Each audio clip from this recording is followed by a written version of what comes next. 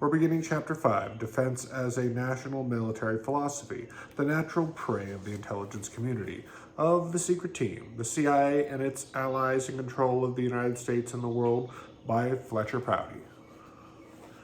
Following the establishment of the National Intelligence Authority, about 18 months passed, with which the Department of Counterintelligence was deeply involved in setting up some organization that could effectively coordinate national intelligence.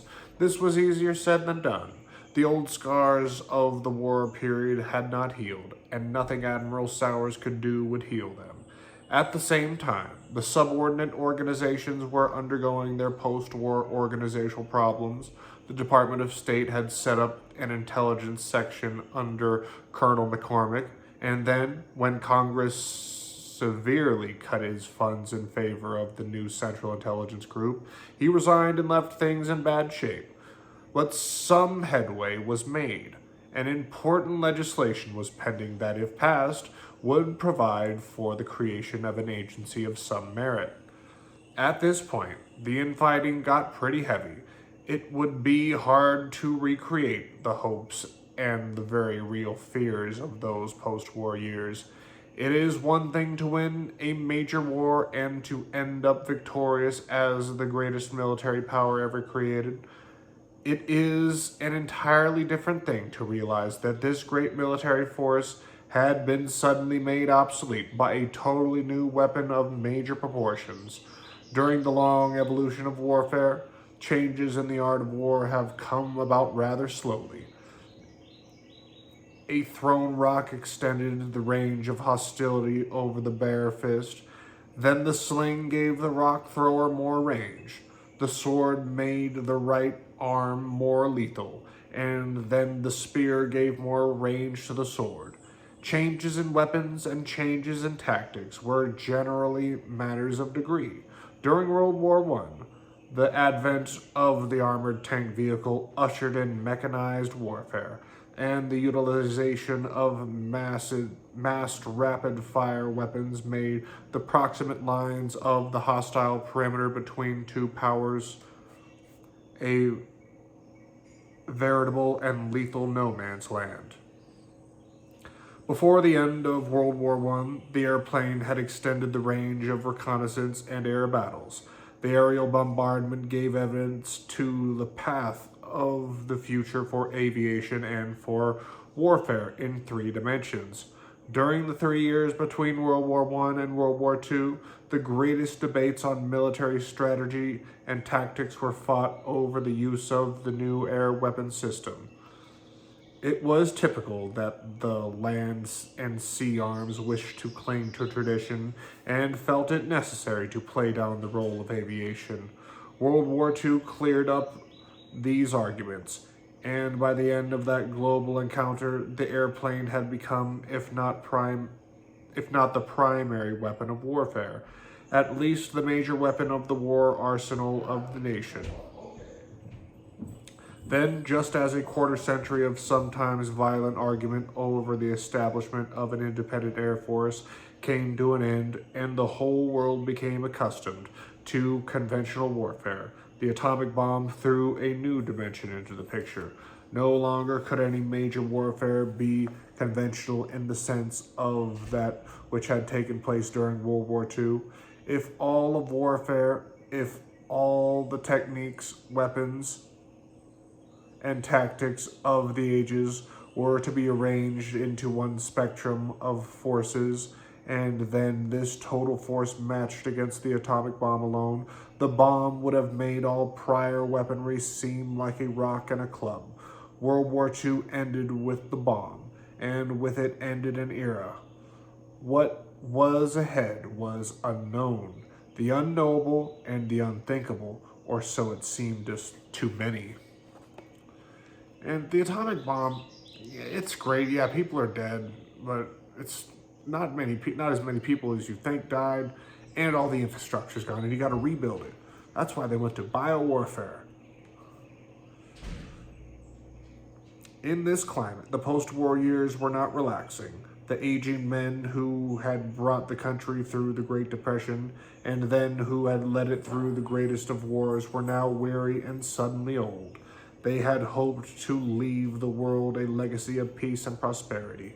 Many years earlier, Wendell Willkie had preached the concept of one world. He, like Charles A. Lindbergh, had traveled the world and had seen that if there was to be lasting peace, men would have to think and practice one world. But that dream faded into the dawn of the war as the world was broken into two camps, representing the Western world and the Axis power. And in this case, the Western world included the Soviet Union, which the Roosevelt government had recognized back in 1933, and which it had joined during World War II in the total struggle against Italy, Germany, and Japan. With the war over, and with Harry Truman wearing the mantle of peacemaker, his Secretary of State, James Burns, was again preaching one world and was trying to convince the world that the United States would never divide it, and the day would never be seen again when mankind would have to resort to war. He was not only echoing the feelings of the pre-war dreamers, but he was attempting realistically to face the nuclear age. Nothing that had occurred before throughout the history of mankind had ever overhung the entire human race as portentously as did the atom bomb. There could be no letdown from the global responsibility, which had become a heavy burden in peacetime, as it had been during the war. During 1946, the United States was grimly aware of the fact that it was the sole possessor of the bomb, and that this was to be for only a fleeting time. Scientists knew, even if the statements and politicians did not wish to know, that the secret of the bomb had already ended on the day it had been exploded over Hiroshima, and that it was inevitable that Russia and other countries would have the bomb within a few years. Therefore, on the one hand, there was a great rush to establish and structure the UN as man's last best hope for peace. Nah. At the same time, there was the beginning of the great and growing witch hunt in the United States concerning the protection of the secrets of the atomic bomb. Related to this was a demand for information from all over the world to make it possible for the United States to know the exact status of the development of the bomb by other powers. And related to all these problems was the growing awareness of the danger that would arise from growth and spread of communism. Some of these concerns were real, and many were imagined. I recall having been in the Soviet Union during World War II. I had entered the country by way of Tehran, Iran, and flown over the Caspian Sea past the eastern terminal of the Caucasus Mountains near Baku. Then our course took us further north over Makhachkala and northwesterly along the Manyak River to Rostov. Although I had seen many bombers and burned cities during the war, from Italy to Manila and Tokyo, I had never seen anything to compare with the absolute devastation of Rostov. From there, we flew toward Kiev to the city of Poltava, where we landed and remained for a few days. Our return was over essentially the same route. Since I had been free to fly a varied course, I flew at above 500 feet above the ground for the entire trip and wandered off course right and left as random cities and towns came into view. The major lesson from such a flight was that the war areas of Russia had been terribly destroyed by the German onslaught and by the Russian scorched earth policy. The other outstanding factor was that over this 1,500-mile area of the Russian heartland, there were absolutely no roads. There were trails and horse or farm vehicle paths, but no roads of any kind. There were major railroad there were a major railroad and the Great Manyak Canal. In 1944, one could observe that Russia was going to have to recover from a devastating war and was going to have to make a major effort to develop its backward economy base. Wait a minute. It's. In 1944, one could observe that Russia was going to have to recover from a devastating war and was going to have to make a major effort to develop its backward economic base, which without modern road transportation would certainly be limited in its growth. It was clear that when the great anti-communist hue and cry began only 2 years later, it was founded more on potential danger of Russia as a developer of an atomic bomb capability than it was on Russia's potential threat to the United States.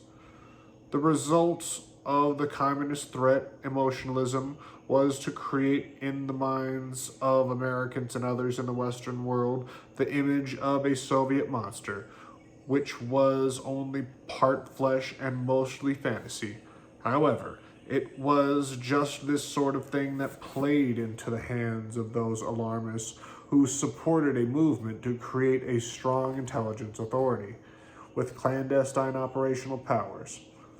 There were then several factors that came in support of the creation of the Central Intelligence Agency. The administration had seen the woeful deficiencies of uncoordinated intelligence as practiced during World War II. Also, the administration saw the real importance and necessity for a strong intelligence arm of the president. As a result of this new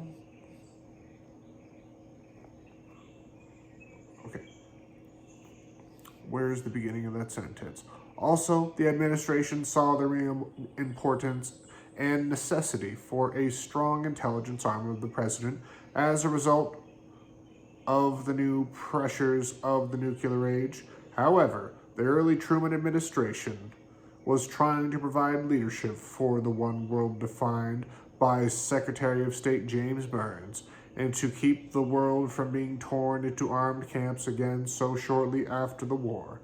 In spite of their efforts, the resounding warning issued by the great wartime orator Winston Churchill took its toll, and within 1 year after he had delivered his Iron Curtain, speech lines had been drawn. Winston Churchill took its toll, and within 1 year after he delivered his Iron Curtain speech, lines had been drawn, and the issue became one of communism versus anti-communism. The events that turned all of this around during 1946 and 1947 are not subject of this book, but certainly the British notification of the United States that it was going to withdraw its support of the Greeks and Turks in their struggle for survival against communism did as much to Churchill's speech to raise the banner of the Truman Doctrine and to extend Churchill's war from the Balkans across the northern tier. By 1948, the Truman administration was no longer advocating what it had preached in early 1946. All of these pressures, and they were great pressures at that crucial time, played a major part in the decision to create the Central Intelligence Agency. And in the behind-the-scenes battles that were incidental to the passage of the law, by the time the lines had hardened, few would deny the necessity for central coordinated intelligence, and nearly everyone was convinced that the quality of national intelligence must be improved. However, as strongly as these measures were supported, the majority also denied the proposals that would have given the intelligence authority its own clandestine branch and the means to support such activities. General Donovan, Allen Dulles, and others took to the rostrum and spoke publicly and privately of the need, as they saw it, for an agency with special operations powers. To confirm this need and to inflame the public with this issue, the supporters of clandestine operations proposition became the greatest firebrands of the anti-communism theme. It was this same group that picked up the banner hurled by Winston Churchill and saw that communists under every rock. It was during these crucial days that the opposition, no matter who the opposition was painted pink or red with the label of communist. A beginning of this form of public and political blackmail was made during these debates, and it reached its zenith less than a decade later in the infamous days of Senator Joseph McCarthy. In the quarter century that has followed this debate, this country and the world have become somewhat accustomed to the polemics of this terrible issue. What began perhaps as an honest effort to alert this country to the fact that the Soviet government did in fact have the potential to unleash the secrets of the atom and thus to build atomic bombs, gradually became a powerful tool in the hands of the irresponsible and the agitators. All opposition for whatever reasons. Oh, damn. And I lost my place. Son of a bitch. Damn. Okay, let's go back here. What began perhaps as an honest effort to alert this country to the fact that the Soviet government did in fact have the potential to unleash the secrets of the atom and thus build atomic bombs, gradually became a powerful tool in the hands of the irresponsible and the agitators. All opposition, for whatever reason, was branded as communist or pro-communist. Gradually, this dogma of anti-communism was extended into the entire world, and by the time of the publication of the Truman Doctrine, the entire world had been divided into communist and anti-communist, along the lines of the Iron Curtain, the Northern Tier, and the Bamboo Curtain. Once these lines had been drawn, it remained only for time. Wait a minute. It remained only for a time to run its course and for the Soviet Union to follow natural growth and scientific achievements to obtain not only the atomic bomb, but the hydrogen bomb, and then intercontinental ballistic missile. As many have said, these decisions and pressures, which first appeared during the years immediately following the end of World War II, have contained some of the most serious and grievous mistakes of this quarter century. Certainly, this blind anti-communism can be listed as one of the most costly, especially when reviewed in terms of the waste and senselessness of the action in Indochina. The first great fault with the drift of opinion at that time became evident in the very shift of emphasis with regard to the national military establishment.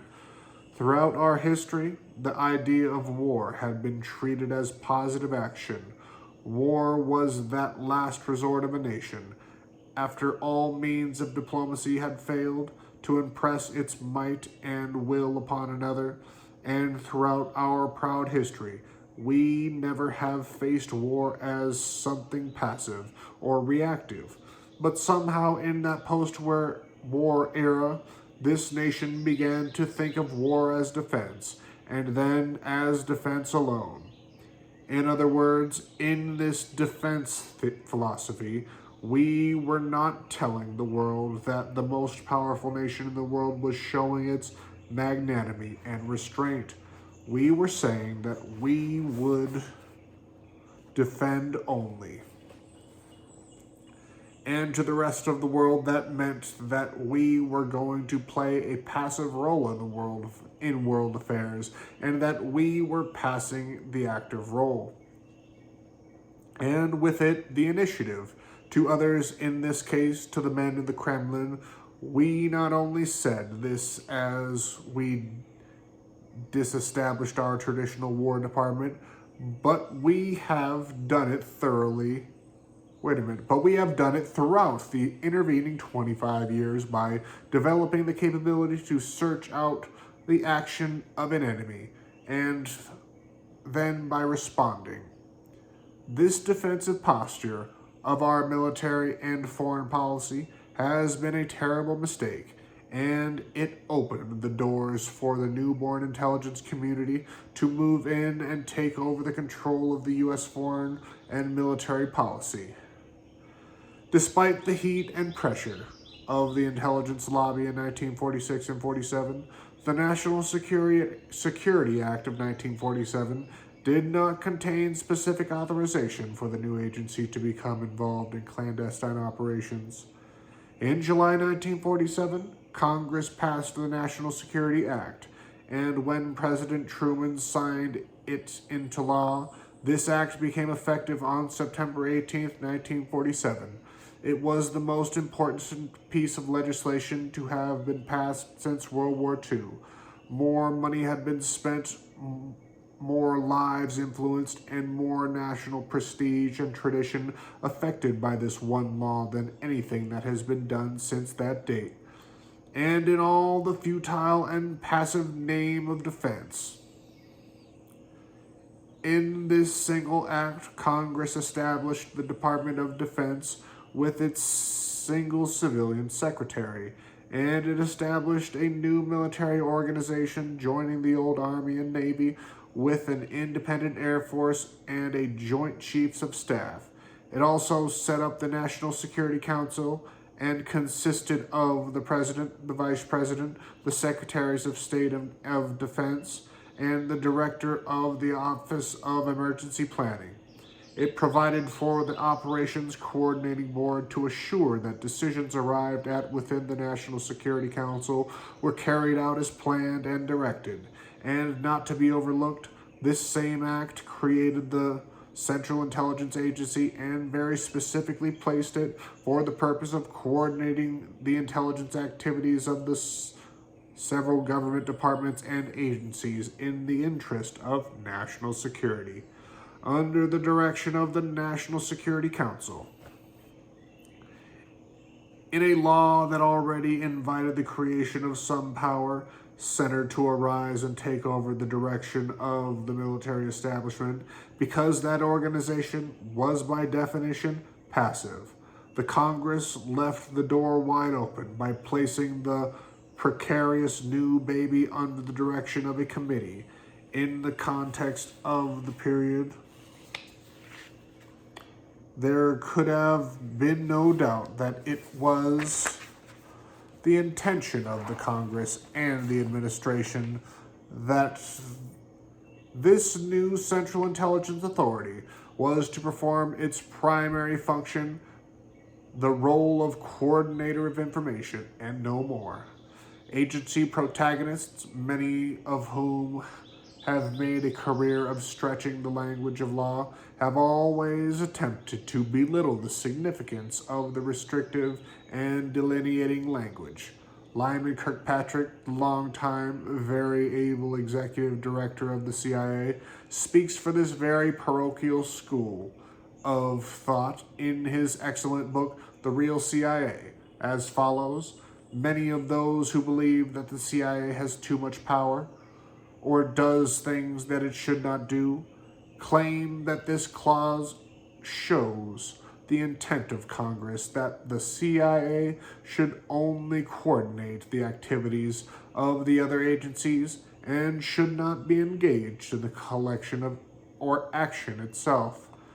This is a shrewd way to put it. He would have his readers believe that only those who believe that the CIA has too much power are the ones who read the law properly. The truth of the matter is that anyone who reads the law and who also takes the trouble to research the development of the language of the law will see that Congress meant just what it said, that the CIA was created for the purpose of coordinating the intelligence activities and the several government departments and agencies, and no more. When the greatest proponent of a central intelligence authority, General William J. Donovan, prevailed upon President Roosevelt to establish such an organization in 1941, the office that was established with General Donovan as its head was no more than the Office of Coordinator of Information. This office paved the way for wartime Office of Strategic Services. At the end of the war, President Truman abolished that office and shortly thereafter set up another National Intelligence Authority in January 1946, again for the purpose of coordinating intelligence. It will be noted that the specific duties assigned to the new agency, the CIA, specifically itemized most of the standard tasks of intelligence, with the exception of collection. It would seem that a Congress that had debated the subject so long and so thoroughly would not have overlooked the function of collection. It is more likely that Congress fully intended what it stated, that the task of the CIA of coordinating intelligence. The duties of the CIA were set forth in the law as follows. 1. To advise the National Security Council in matters concerning such national intelligence activities of the government departments and agencies as related to national security. 2. To make recommendations to the National Security Council for the coordination of such intelligence activities. 3. To correlate and evaluate intelligence relating to the national security and provide for the appropriate dissemination of such intelligence within the government, provided that the agency shall have no police, subpoena, law enforcement powers, or internal security functions. 4. To perform, for the benefit of the existing intelligence agencies, such additional services of common concern as the National Security Council determines can be more efficiently accomplished centrally. 5. To perform such other functions and duties related to intelligence affecting the national security as the National Security Council may from time to time direct. For those familiar with the language used in legislative writing, it should be very clear that Congress knew exactly what it was doing when it set up a central authority to coordinate intelligence and when it further delineated the responsibilities into those 5 brief and explicit paragraphs shown above. Yet, few such uncomplicated and simple lines defining the law of the land have ever been subject to so much misinterpretation, intentional and accidental, as have these. Anyone who has read the books of Allen Dulles and of his executive order, and his executive director, Lyman Kirkpatrick, will find that they just cannot bring themselves to quote these simple lines verbatim. They have to paraphrase them and cite them with brief but absolute essential omission of key words, and then absolutely central omissions of key words, or add them explanations that are certainly not in the language of the law. I just butchered that, didn't I? Yes, sir. They have to paraphrase them and cite them with brief but absolute essential omissions of key words, or add them explanations that are certainly not in the language of the law. Let us look at a few of these important details. The law established the Department of Defense as a full permanent part of the government with a continuing corporate existence and full power and authority to budget for its own funds and to expend them for its own use year after year. The law very specifically placed the CIA under the direction of a committee, the National Security Council, to serve as its direction. In this sense, the National Security Council was to be the operating body, and the CIA was to serve it. This may appear to be a small distinction, but had things worked out this way, and had strong and continuing leadership come from the National Security Council, including the office of the president, the agency would have not become what Henry Truman called a symbol of sinister and mysterious foreign intrigue. The distinction is one of leadership. It may have seemed in 1947 that a committee consisting of the President, Vice President, Secretary of State, Secretary of Defense would be strong enough to keep the fledgling agency under control. But no committee is stronger than its weakest, or in this case, its busiest members. As planned, the agency was supposed to become involved in clandestine activity only at the direction of the National Security Council, if ever. It was not considered that the agency would get involved in clandestine activity by approval of the National Security Council. However, as the agency found this weakness and began to probe it, it remained for the members of the National Security Council to have the strength of their convictions and the courage to say no. The record shows that this was the case on several occasions in the late 40s. But as the agency grew in size, power, and willingness, it found its way around the committee's horse collar. If the Congress had any intentions of permitting the CIA to evolve into a major operational agency, it certainly would not have placed it under the direction of a committee. It is not enough to say that its choice of the National Security Council was made because this would mean that the CIA would then be safely under the eye of the president. This is what General Donovan wanted. But he and the other strong operational CIA proponents did not want even the National Security Council, Secretary of State, and Secretary of Defense between the CIA and the president. By assigning the CIA to the National Security Council, Congress was attempting to make of the National Security Council itself an operational organization for this limited purpose. It may not have intended this, since we feel strongly that Congress did not visualize any clandestine operations under any setup. But when it gave the National Security Council the responsibility to direct the CIA, it left the National Security Council with the task of directing the agency if the time ever arose when clandestine operations were to be mounted. And as history reveals, that time was not far away. The agency saw to that itself. Later events underscored the major significance of the National Security Council responsibility for the CIA. Truman and Eisenhower utilized the National Security Council as a personal staff. The uses these presidents made of it were individual and distinct from each other, but they did utilize it along the general conceptual lines inherent in the National Security Act of 1947.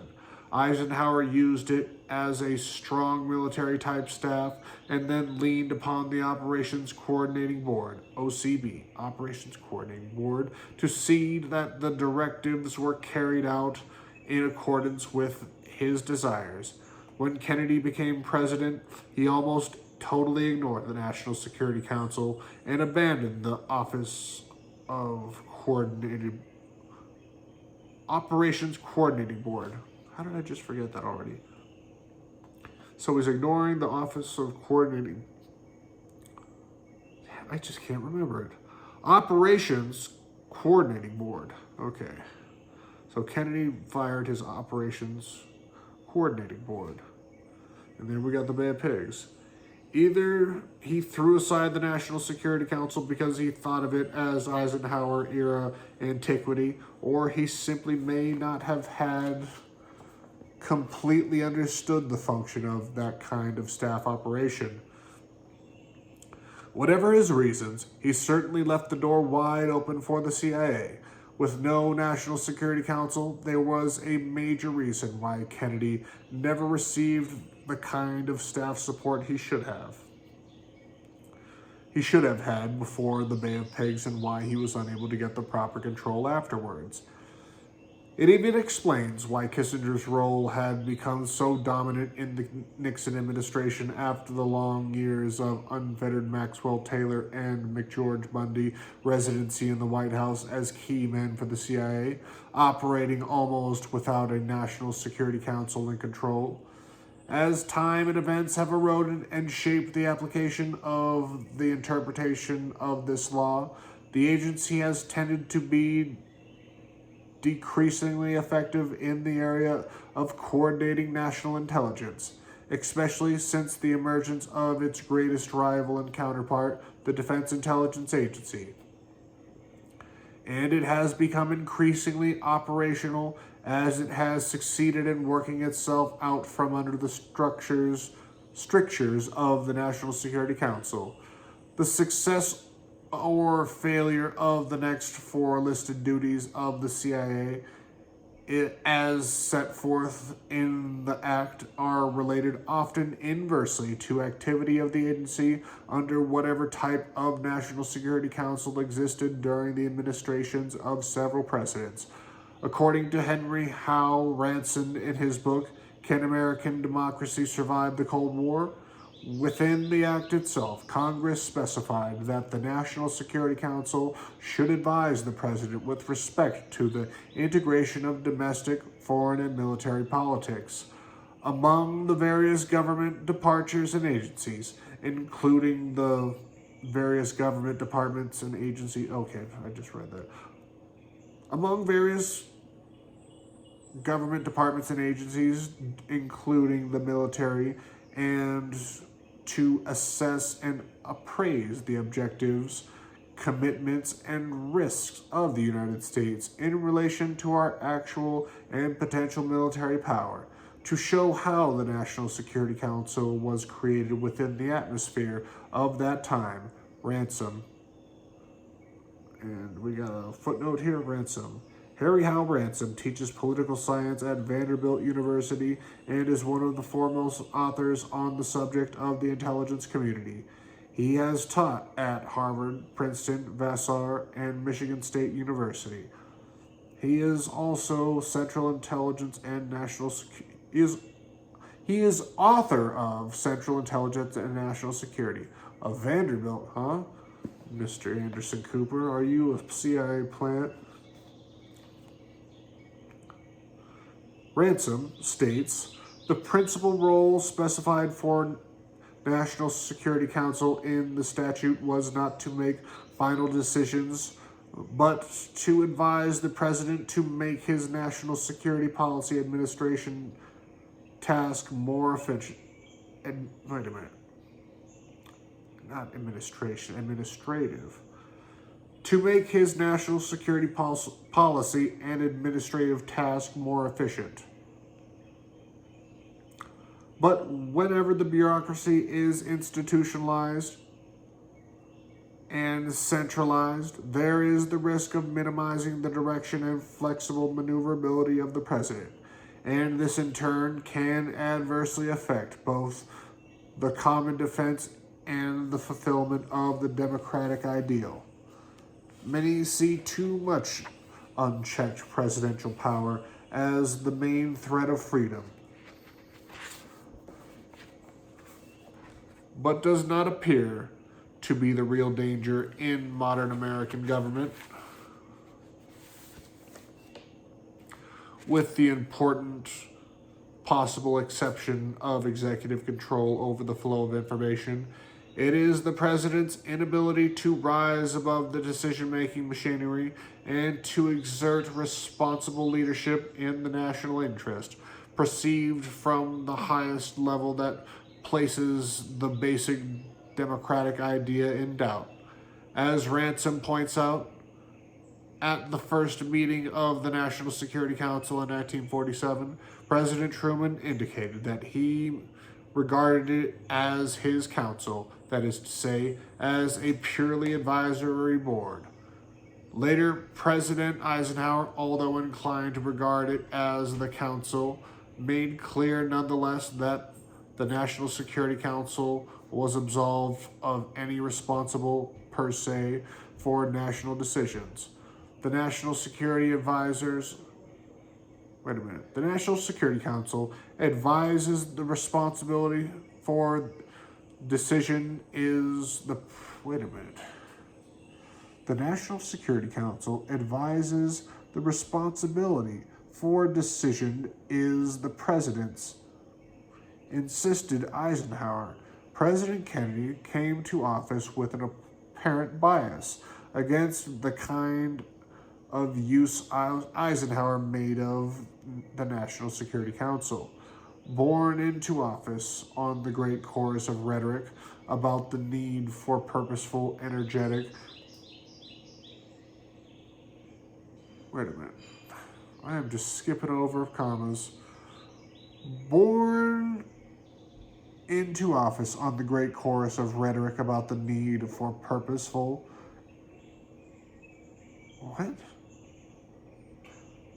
Energetic president leadership. Okay. Oh, keep going, of course. Purposeful, energetic leadership. Kennedy at first made little use of the council as a formerly advisory board following the 1961 Cuban fiasco. However, the National Security Council was restored somewhat. In a very prescient paragraph, Ransom shows how important this grasp for power by an inner secret team was becoming as far back as 1952. Even as the National Security Council was getting started, a struggle for control of that body was underway, and the control was to be effected by gradually making that advisory committee into an operating power center. Ransom's comment is worth repeating here. Early in the National Security Council's life, according to President Truman, one or two of its members tried to change it into an operating super cabinet on the British model.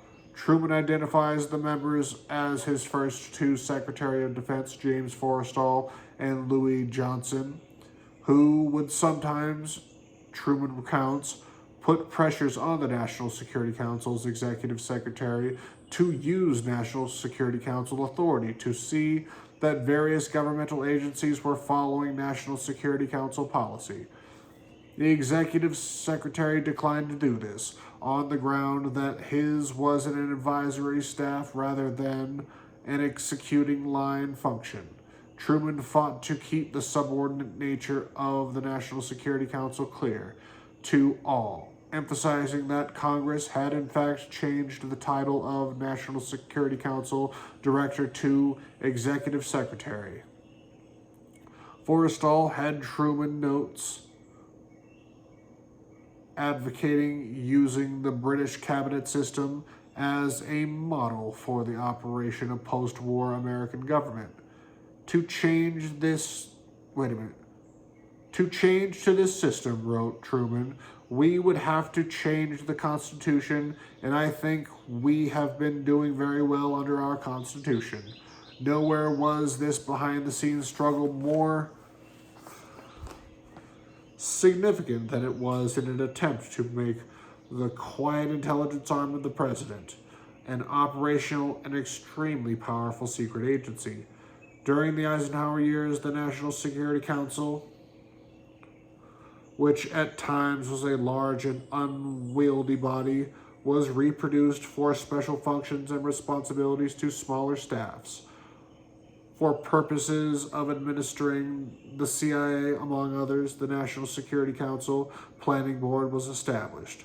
The men who actually sat as working members of this smaller group were not the secretaries themselves. These men are heads of vast organizations and have many demands upon their time. This means that even if they could attend most meetings, the essential criteria for leadership and continuity of the decision-making process simply could not be guaranteed. Thus, the subcommittee or special group idea was born.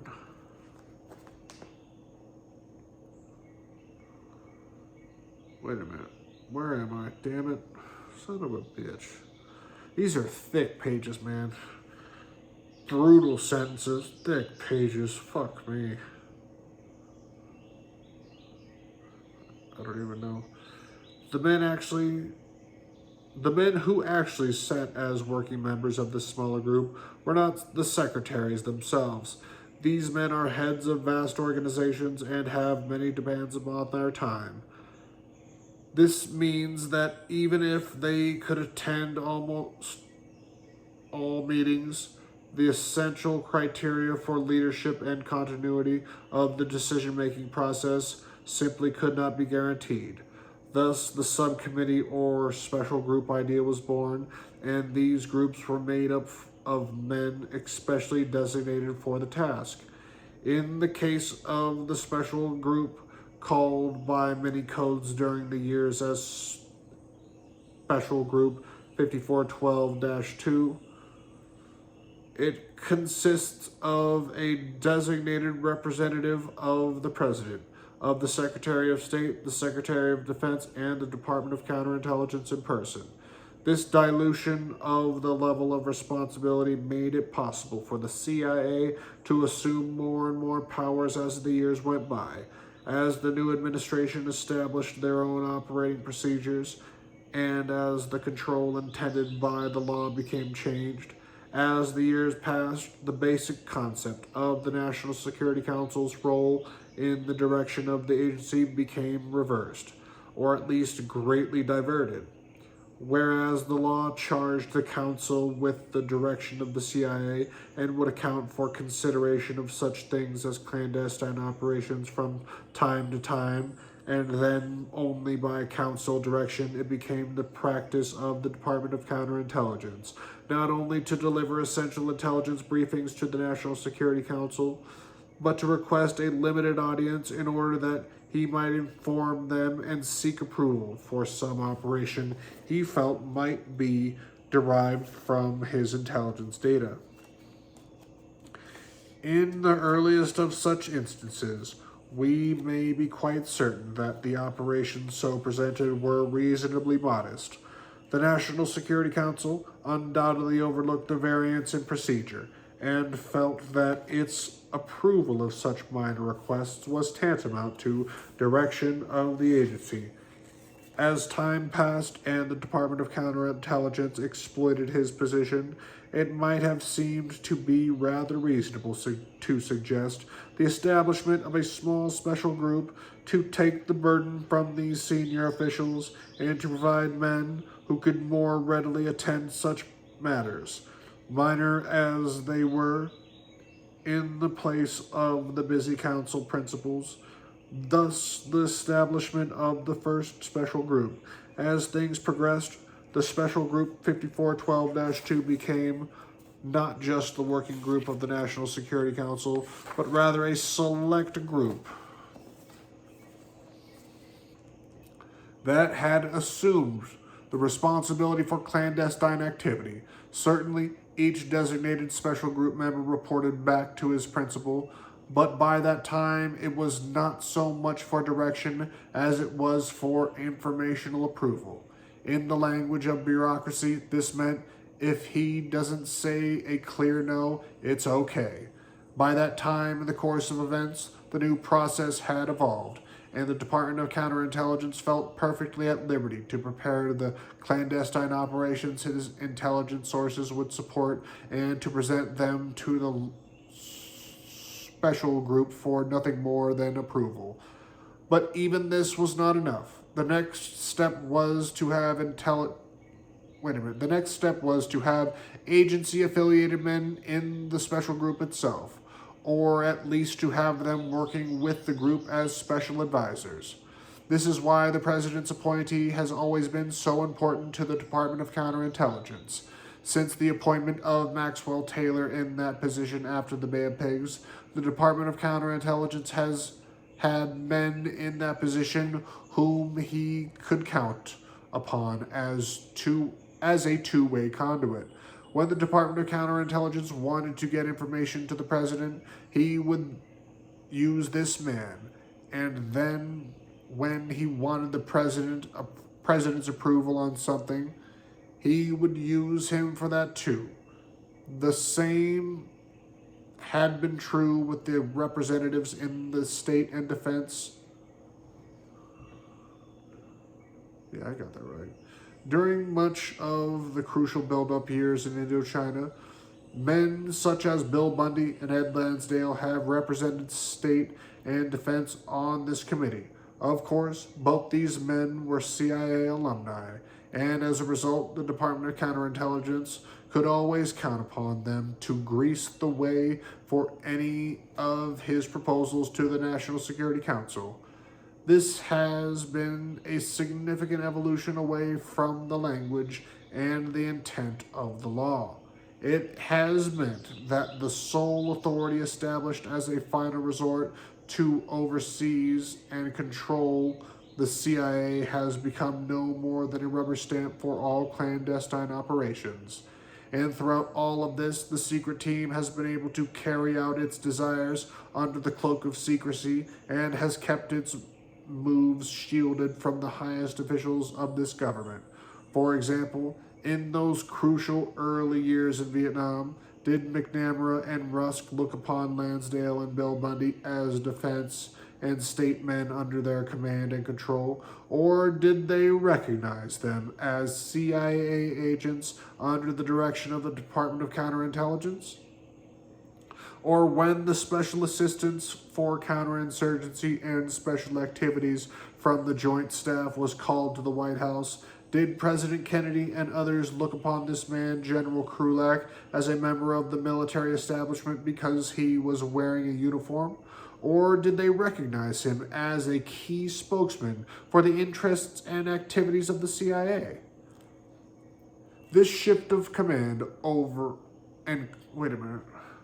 This shift of command control over the agency from under the direction of the National Security Council was undoubtedly as important a move as has occurred in any part of the government since the passage of the National Security Act of 1947. It explains why the CIA has operated so freely of effective and ironclad control during the past 10 to 12 years. This book came out in the 70s. The CIA, even working within the limits of the 1947 Act, has a distinct advantage. It is a true Dr. Jekyll and Mr. Hyde agency. The CIA has the responsibility to advise the National Security Council on matters of intelligence affecting the national security. It, therefore, is in a position to demand the time and attention of the National Security Council, including the President, to present its views on every situation facing the nation on a regular and frequent basis. It performs these functions in the name of intelligence. Thus, it is in a position to make the President and his principal advisors virtually its prisoners, in the sense that it has a legal claim to their valuable daytime. What the fuck? Thus, it is in a position to make the President and his principal advisors virtually its prisoners, in the sense that it has a legal claim to their valuable time. Day by day, the CIA tells these men what it wants them to hear, what it thinks they should hear. At the same time, its select audience is in the position of never knowing whether the information it is hearing is no more than intelligence, or whether it may be some special secret intelligence primed to prepare the special group for another clandestine activity. Certainly, this is a matter of judgment for both factions concerned, but the agency should be less than human if it did not consider those choice bits of intelligence, which it thought worthy of clandestine support, to be more important than others. Thus, the CIA, as an intelligence agency, on the one hand, can and does take one position, and as an operational and policy-making organization, on the other hand, may benefit from the representations of its other half. Note how this shows up repeatedly in the Pentagon Papers. Nothing bears this out better than the transition from the Eisenhower administration to the Kennedy team. Kennedy had his own way of operating within the organizational staff of the government. He placed his friends and longtime associates all over Washington in all sections of the executive branch who were unquestionably loyal to him and who worked for him first and for their new organization second.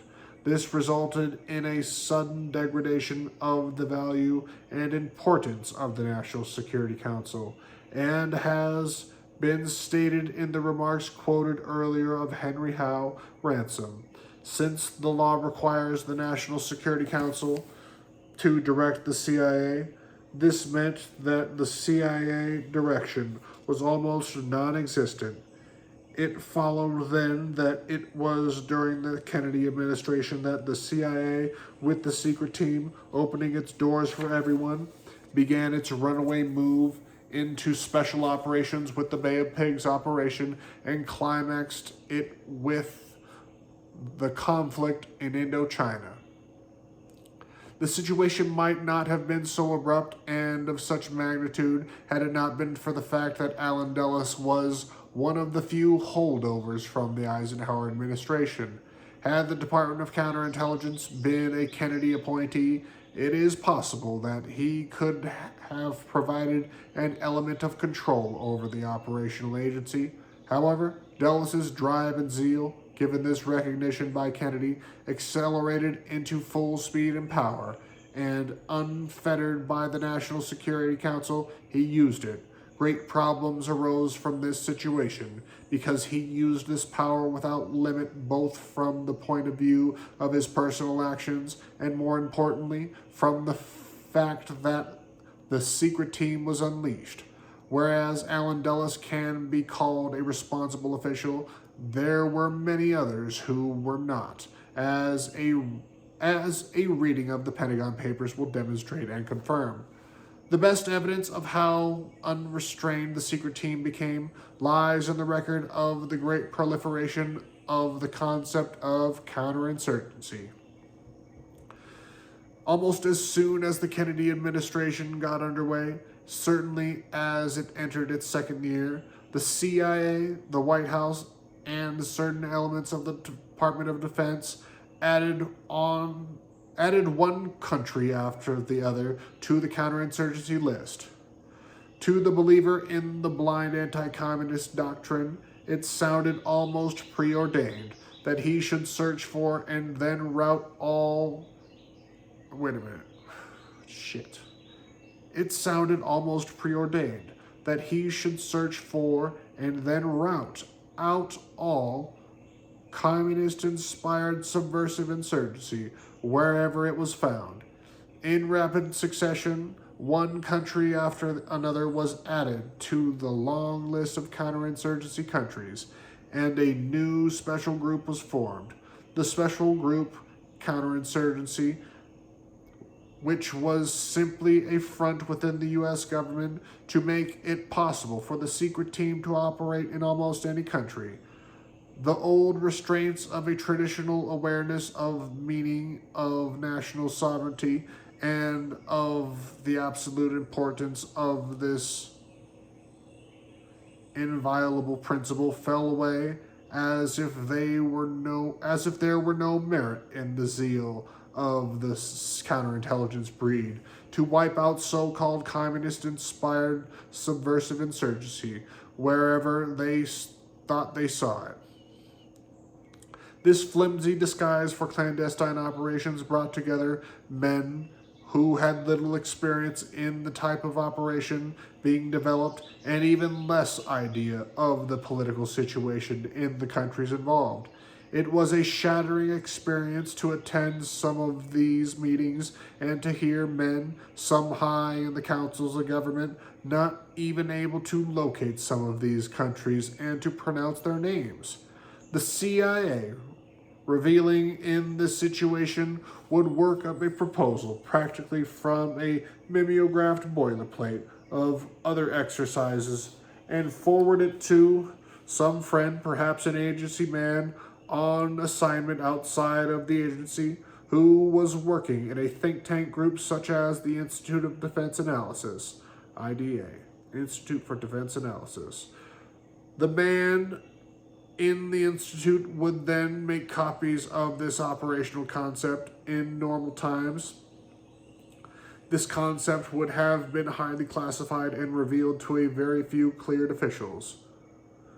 But during this Kennedy-inspired counterinsurgency period, it was not necessary to bother with that bit of detail.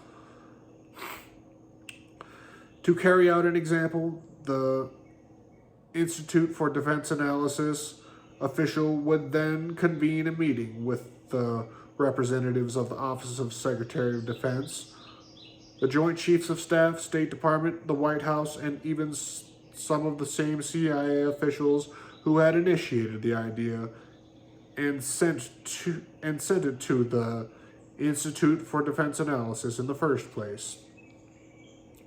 The others would not know that this proposal had begun with the CIA. The main purpose of their meeting would be to discuss this operation designed to combat the influence of communist-inspired subversive insurgency in the country listed.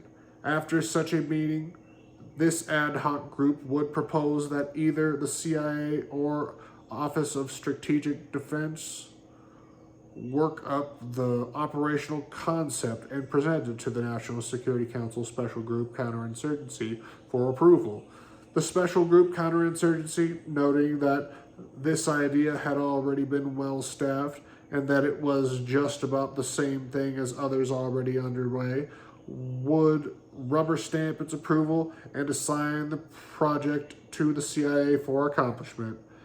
At this point, the evolution of the secret team, it would not occur to anyone that such an operation that violated the sovereignty of another country or that was patently a case of interfering in the internal affairs of another nation should not be carried out with some formal sanction from the host government.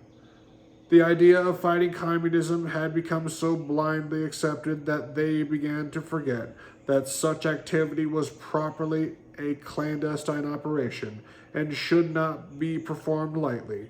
The feeling of insurgency of an almost missionary zeal to combat and root out real or imagined subversive insurgency anywhere was such that the great importance of national sovereignty was all but overlooked.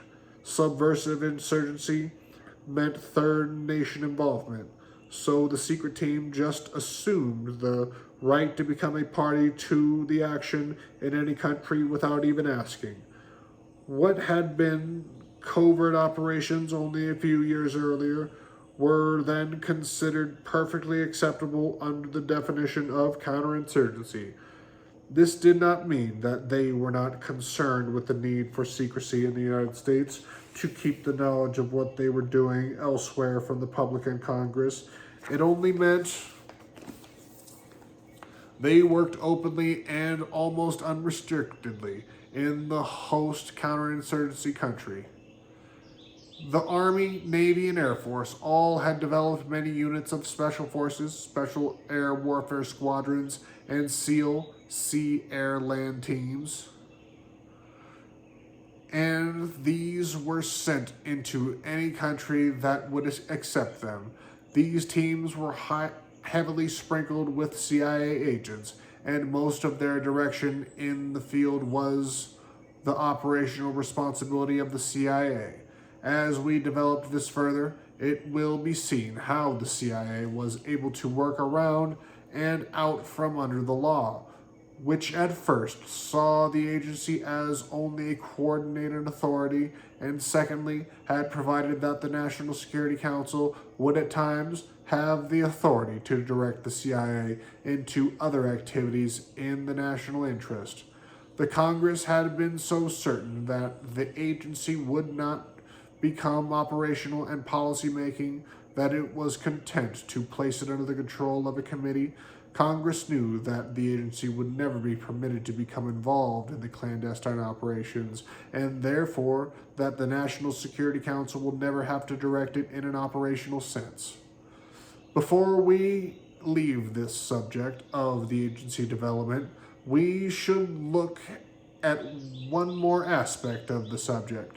Much of what the CIA is today, it has become because of Allen Dulles from the days of World War II, when he was active with the Office of Strategic Services until he left the agency as it moved to its magnificent new headquarters building in Langley, Virginia. In the fall of 1961, this kindly-looking gentleman did little else than devote his life to the cause of the Central Intelligence Agency. Whether one met him in the old office building overlooking Foggy Bottom, glasses in hand, pipe nearby, settled comfortably in his big leather chair, with his feet informally shod in old slippers, or at his Georgetown mission, to find him dressed in white tennis shorts and V-neck sweaters. Allen Dulles always had that quiet yet alert look of a man who knew exactly what he was doing. He may have not known at all times what some of the boys in the back room were doing, but don't let anyone ever tell you that he did not know precisely what he was doing and what his plans were. Thus, when Congress enacted the National Security Act of 1947, he accepted it as a major milestone on the road which he knew he would follow.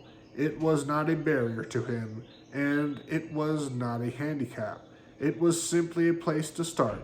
Typical of his method is the way in which he organized his book in 1962, the only intelligence function of general significance not covered in the language of the National Security Act of 1947 was that of collection. Characteristically, the only intelligence function given any chapter heading emphasis, and it is given 2 chapters in his book. The craft of intelligence is collection. This was so typical of the man. He would have everyone believe that if he repeated something often enough, and if he pounded it, starting over. This was so typical of the man. He would have everyone believe that if he repeated something often enough, and if he pounded something out... I just keep fucking up right here, don't I? He would have everyone believe that if he repeated something often enough, and if he pounded something out often enough, sooner or later everyone else would give up, and he would have what he wanted. His book would convince anyone that the most important congressional mandate to the CIA was that of collection, yet that function was not named and was specifically omitted in the law. The CIA most certainly did get into the collection business and has augmented the collection capability of the military and of the State Department.